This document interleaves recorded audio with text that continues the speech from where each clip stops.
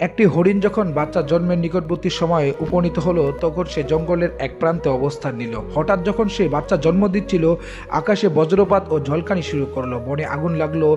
হরিণটি উত্তর দিকে তাকিয়ে দেখে শিকারী তীর নিয়ে তার দিকে তাকিয়ে আছে। সে ডান দিকে তাকিয়ে দেখলো একটি ক্ষুধার্ত সিংহ তার দিকে এগিয়ে আসে। হরিণ বিভ্রান্ত, একদিকে সিংহ, অপরদিকে শিকারী, আরেক দিকে আগুনের লেলিহান শিখা। বাকি যে দিকটা ছিল সেখান দিয়ে বয়ে এসেছে উত্তাল নদী।